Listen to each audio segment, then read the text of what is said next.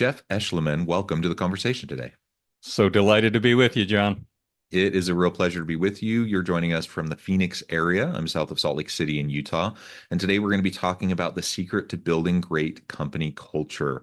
This is a lot of fun to talk about this topic. I think culture is one of those topics, those issues that it's sometimes hard to grasp. We often talk around it, and it's one of those things I think we're always striving for, yet often not achieving Right. to find good, healthy, positive organizational and company cultures, team cultures. So we're going to really try to unpack this and explore what we can do, like what actionable things can we do today to start to create more positive company, organizational team cultures, just to make things a little bit better for everyone. Lovely. We're coming back from a holiday break, and I think this is a great time to be exploring this topic together. As we get started, I wanted to share Jeff's bio with everybody. Jeff Eschliman is an executive coach with 30 years of experience from combat in Iraq to the corporate boardroom. Personal development, consistency, and tenacious work ethic are hallmarks of Jeff's leadership style. Jeff communicates crystal clear vision and bold expectations with his collaborative approach. Jeff is a sought-after expert for building and scaling results-driven teams. He believes hiring the right people, equipping them with the tools they need to be successful, and then holding them accountable for results is the secret to exceptional business success. He knows creating culture through attracting top talent, intentional onboarding, and rigorous top grading are critical for winning with people. I could go on, but there's so much more about your background, your personal experience and successes. But I'm going to pause there. Anything you would like to highlight by way of your background before we dive on in? No, let's just get going. Okay, well, great. You really do have a great background. You bring a lot of that insight, that experience, that wisdom to this conversation. Based on your experience, what would you say are some of those core pillars to what you've seen as driving success in the teams you've been a part of in terms of that positive culture? Sure.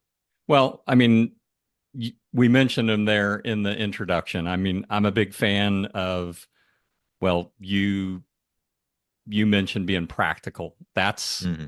That's and the other word that I would use here, John, is intentional. If you want to create great culture, you have to be intentional about it. And those three steps that were mentioned in the introduction being, hire the right people, equip them with the resources they need to be successful, and then hold them accountable for results. That is really the three-legged stool for moving things forward. But I always go right back to the very basics, the leadership development stuff. I do a lot of Dale Carnegie type work that goes right back to those foundational and fundamental principles that, he penned in the 30s, Hmm. and Hmm. being intentional about your relationships with people to me is really where it all starts, and being genuine and interested and just being a good person.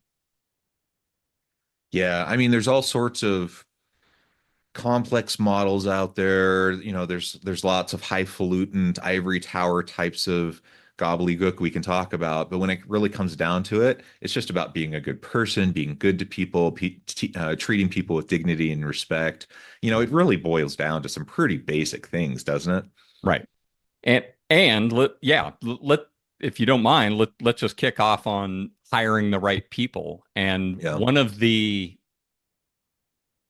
so I did this 30-year career in home building here in the Phoenix market, a little bit of a unicorn, 30 years all with the same organization.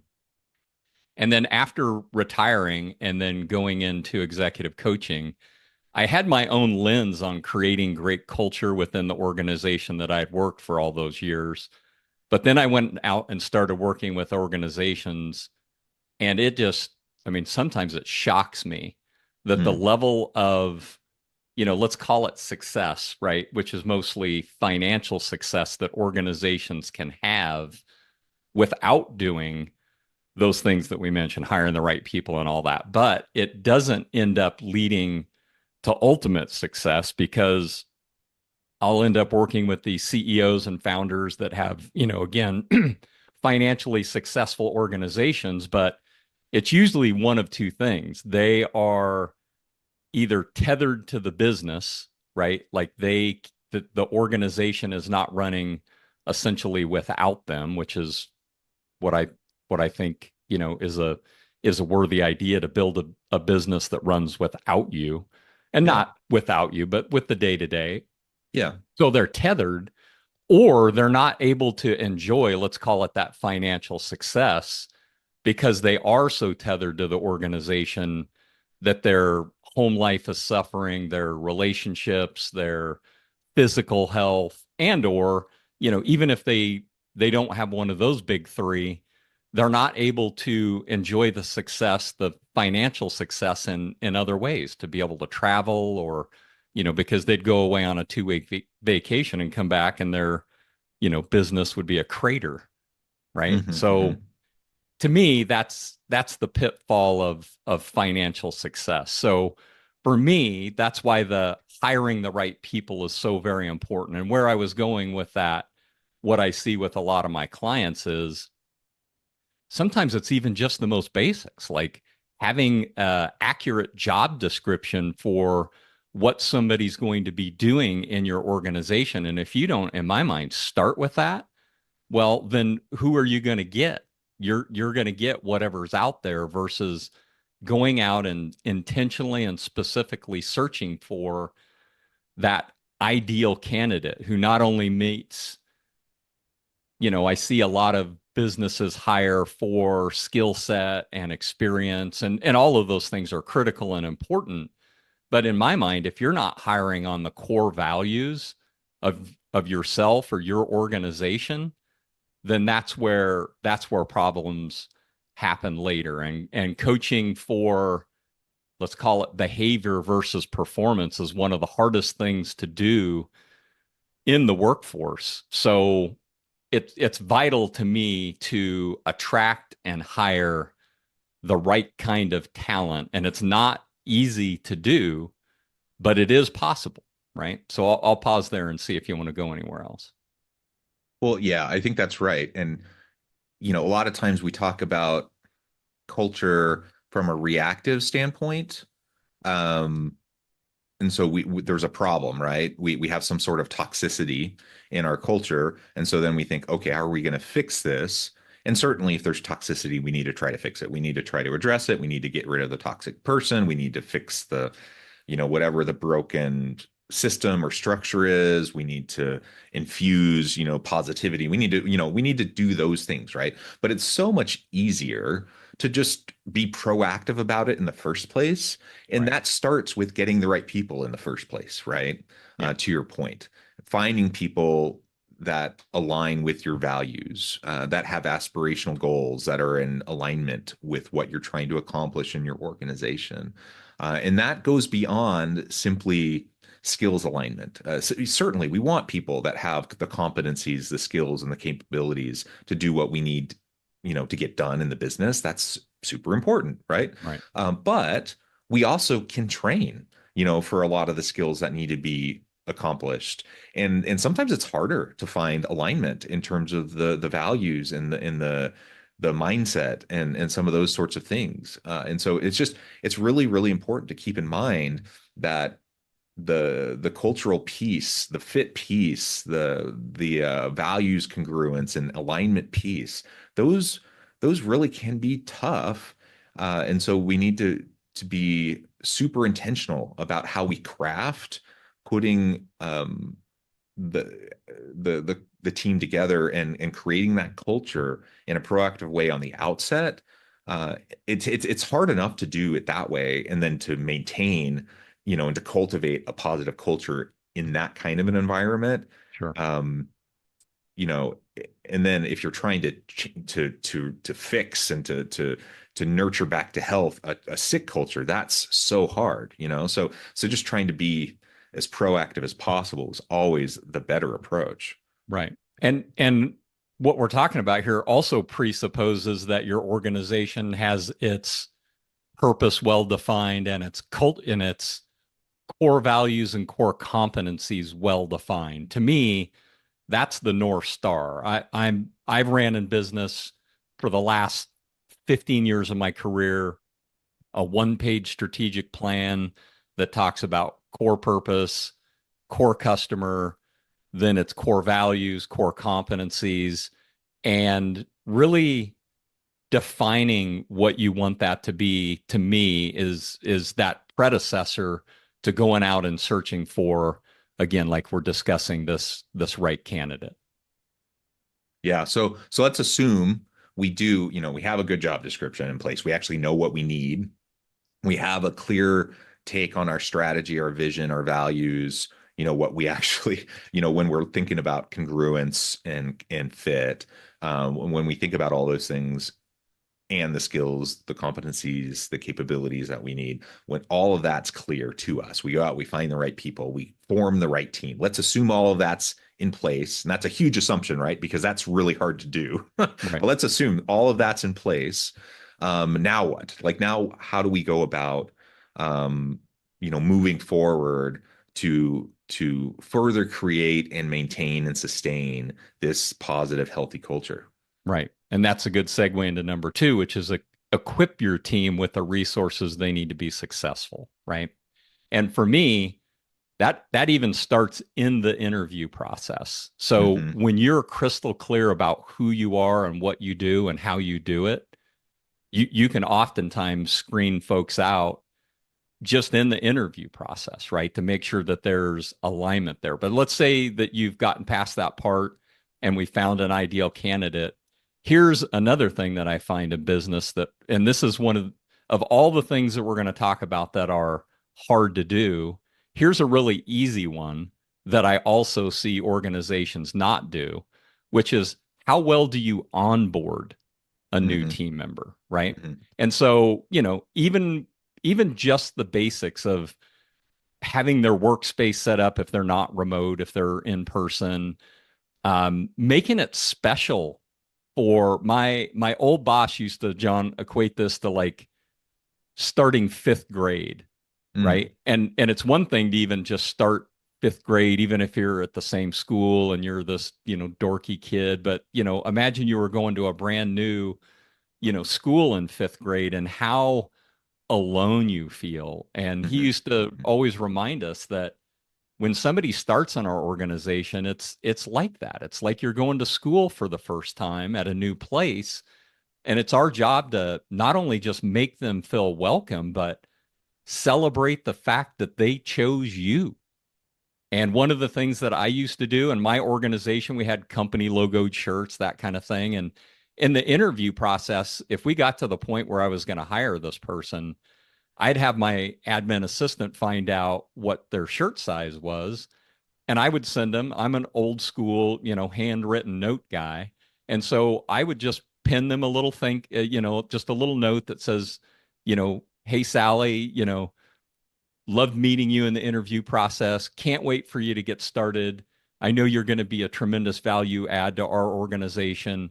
And then I'd send them a shirt that they could, choose to or choose not to wear on day one. But that's just one small thing. But what about, creating like, going out to lunch on the first day? Again, if it's an in-person scenario or if it's an online, you can create a welcome session where you invite them into the organization and then get super intentional about how onboarding goes. Like, what's the intentional plan for them? The three chunks of time for me are the first day or the first week, the first month, and the first 90 days. Typically, in the first 90 days, you can get somebody mostly ramped up in their role.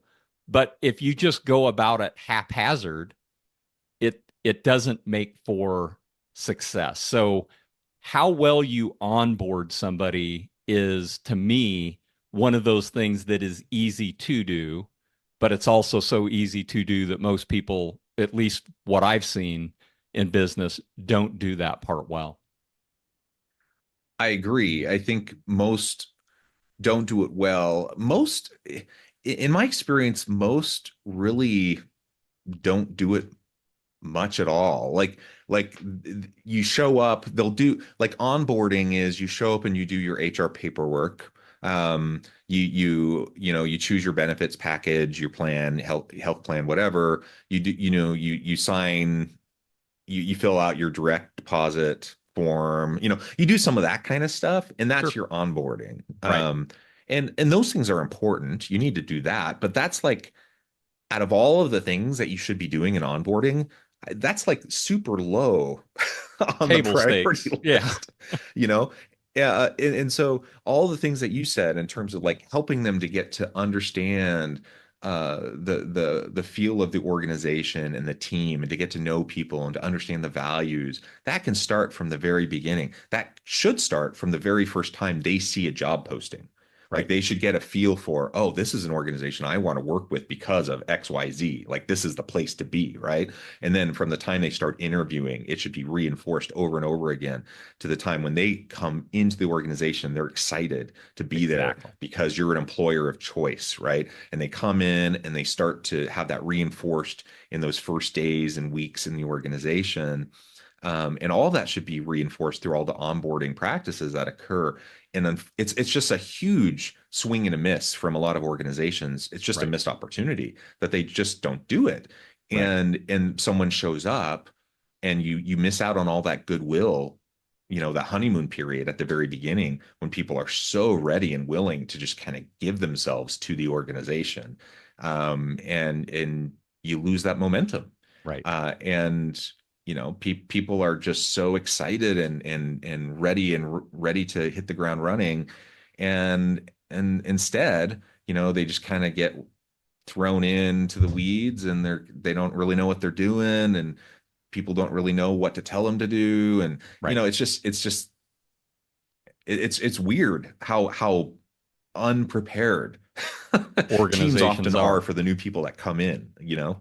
Yeah. Another really fun thing to do is if you can assign somebody an onboarding buddy, which Hmm. is somebody else that's already tenured in the organization, and not that they're holding their hand through the onboarding process. I really believe that's the hiring manager's job. But when you're, again, I said, if you have a really intentional 90-day plan to get people ramped up, if you have somebody that's an onboarding buddy, it's like, hey, Sally, welcome to the organization.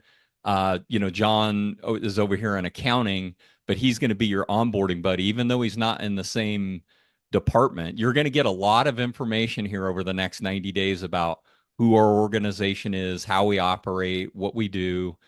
But anywhere along the way, like you're going to Hmm. be drinking from the fire hose. If you have any questions, or even if you're going to meet a lot of people in the organization and you might forget who, you can always reach out to John, and he can either do one of two things. He can either A, provide you the answer and maybe show you how to fill out your time card or whatever, or he can help you find the right person in the organization who can help you on whatever question that you have. And that's just another really simple thing to do in an intentional onboarding process that, and again, let's go right back to the beginning. I'm into very practical, like ways that you can, I would almost call it game the system, right? And like you Hmm. said, there are so few that do this, and this isn't even one of the hard things, right?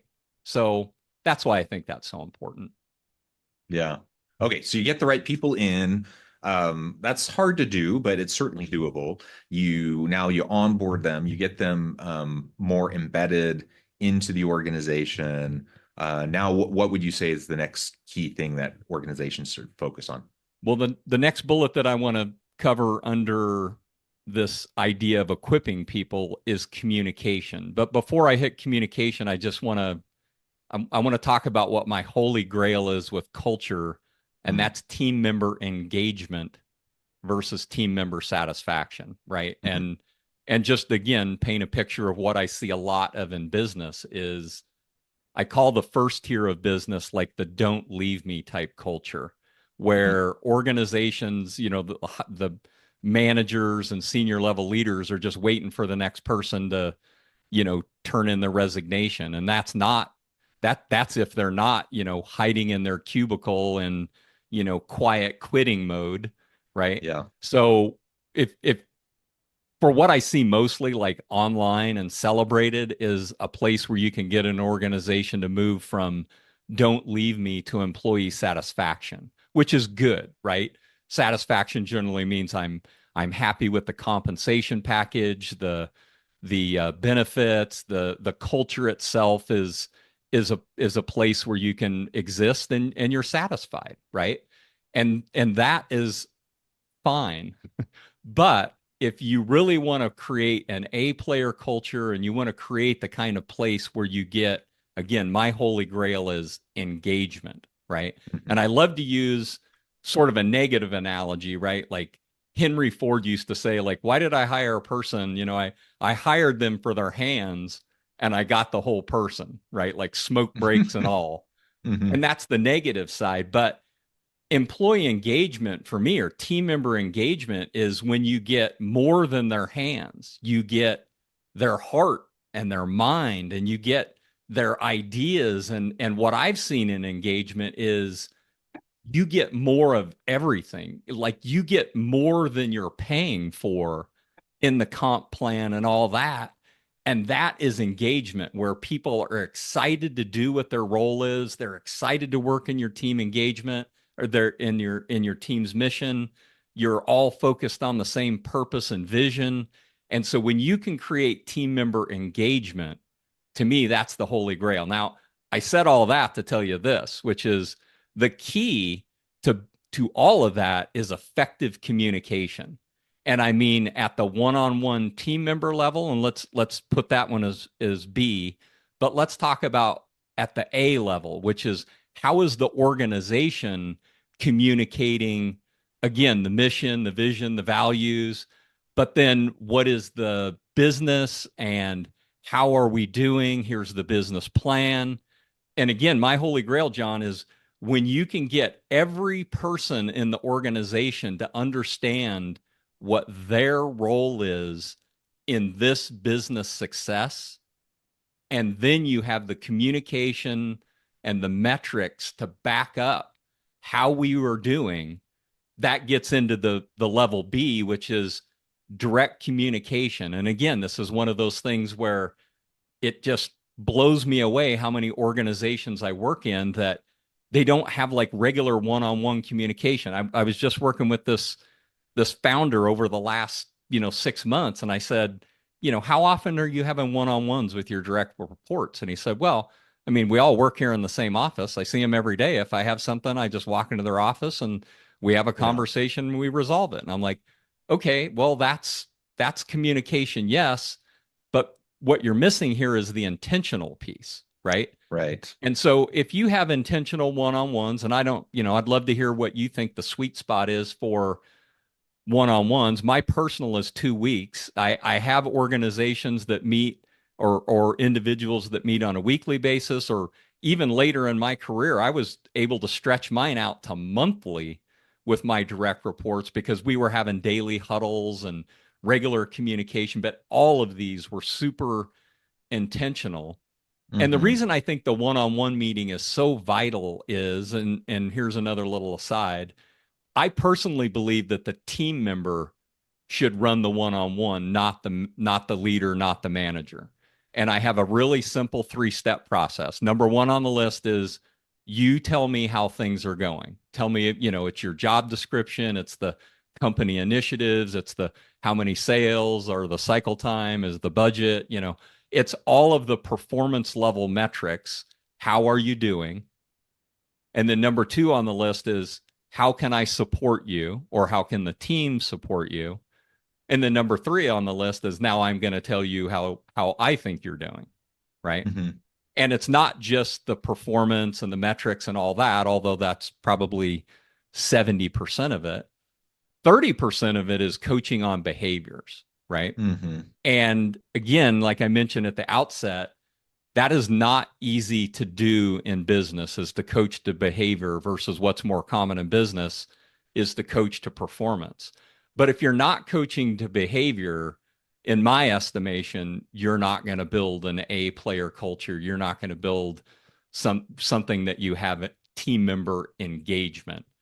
And so those are vital conversations because we've all had this happen, right? If you're sitting in, let's say it's the round table meeting and somebody from marketing is reporting out on what's the marketing plan for the next 6 months, and one of your direct reports starts rolling their eyes in the meeting, right? Now that's one of those things that is very subtle, and yet it can be very powerful in a negative way. And I'm a big, again, go back to Carnegie, I'm a praise in public guy, I'm a coach in private guy, right?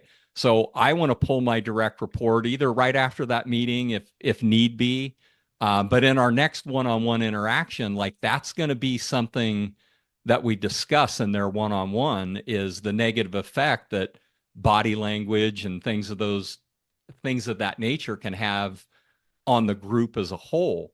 And if you're just the kind of manager who leads or leader who leads without having regular intentional conversations, after the meeting wraps up, it's like, hey, Bill, you got a minute?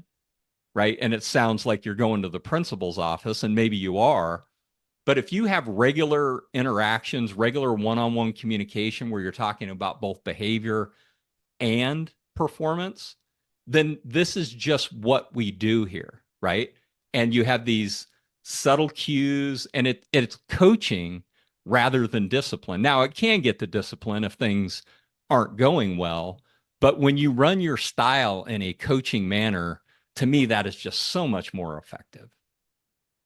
Yeah, I like that. I absolutely agree. The best performance management is developmental. And like you said, it becomes coaching, and coaching is developmental. Uh, and you asked about the cadence of these one-on-ones. Ultimately, I think it depends, right? It depends on the type of organization, the type of work, the type of people on your team. Um, I tend to think, more frequent than less frequent it tends to be better. That doesn't necessarily mean weekly, but I think being able to touch base on a regular basis is important, so you can have those regular coaching conversations, and so you can build a rapport. You want to be able to develop a relationship, a communication, a give and take, and you want to be able to develop trust, with your people, and that can't happen if you don't meet with them on a regular basis. And it is different when you have a regular cadence with them, than when it's just kind of the pop in opportunities. And you can have an open door policy, and you can still do pop-ins, and you can still grab people after the meeting, and you can still do those things too. But having a cadence, I think, is really helpful. Totally Well, agree. Jeff, this has just been a great conversation. I note the time. I need to let you go. But before we wrap things up for today, I wanted to give you a chance to share with the audience how they can connect with you, find out more about your work, and then give us the final word on the topic for today. Yeah, the best places to find me are either on LinkedIn, Jeff Eschliman on LinkedIn, or my website, which is jeffeschliman.com. So that's JEFF and then ESCHLIMAN, jeffeschliman.com. Final word: build culture through intentionality. I love it. I love it. Thank you so much. It's Jeff. It's just been a real pleasure. I encourage the audience to reach out, to get connected, find out more about what Jeff can do for you. And as always, I hope everyone can stay healthy and safe, that you can find meaning and purpose at work each and every day. And I hope you all have a great week.